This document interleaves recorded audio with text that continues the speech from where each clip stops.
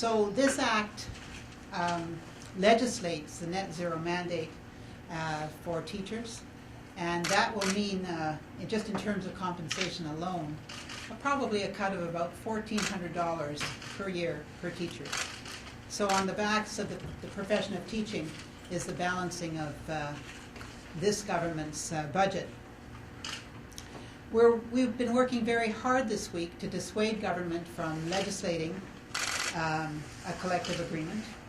And we felt, and I've said over and over again, that this is the worst possible outcome.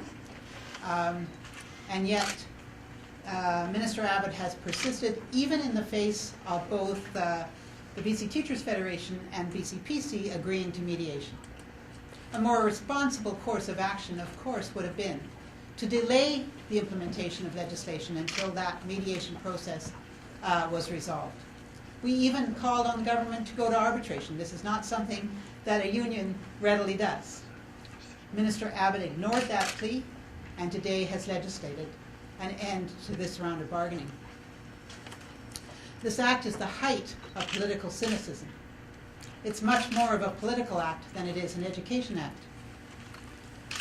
The class size restrictions that it creates will cease in June 2013. Obviously, this is a very political document, one that speaks loudly to the political goals of this government and completely ignores the needs of students in this province. The act will criminalize teachers who have the temerity to teach to student needs.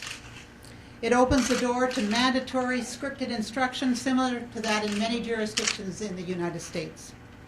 Such instructional methods result in teaching to the test and dumbing down the curriculum. It will erode the quality of public education.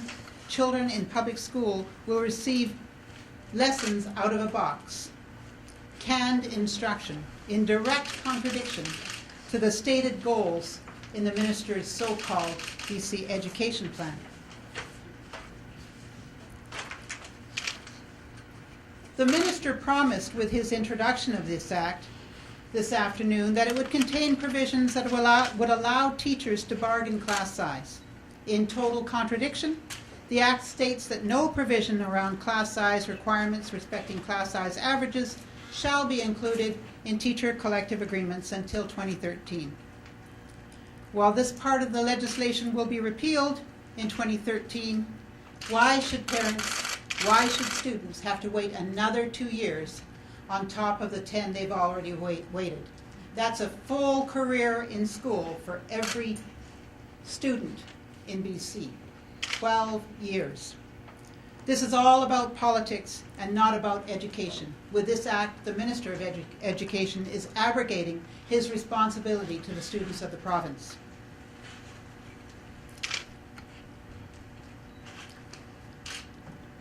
It's taken away the ability to limit, I'm going to start that one again. It's taken away our ability to provide individual programming to students with special learning needs. We put a proposal on the table that would have substituted the cap of 3 in current legislation with a weighting formula. That would have addressed the concerns of parents who want their children to go to a neighborhood school and learn with their peers. A very, very reasonable concern. The weighting formula that we suggested could have replaced the 3 cap with a much more agreeable formula that would have addressed student needs, would have ensured that that would have ensured that students would get the instruction they need. But what this minister has done is simply remove every limit in the act and thus allow class sizes and class compositions to become even more complex and rob teachers of their ability to teach to individual need. As well, the Act restricts bargaining on guaranteed service levels for learning specialists, teachers such as teachers of children with special needs, ESL teachers, teacher librarians, and counselors. Again, when boards face a $100 million shortfall next year, this can only lead to further cuts of these services. Is this what parents and the public want? I don't think so. This Act does not provide for mediation. To suggest otherwise is yet again another mockery of the process. The terms of reference provided regulate what this phony mediation must accomplish. It must address the strips that our employer has put on the table this round.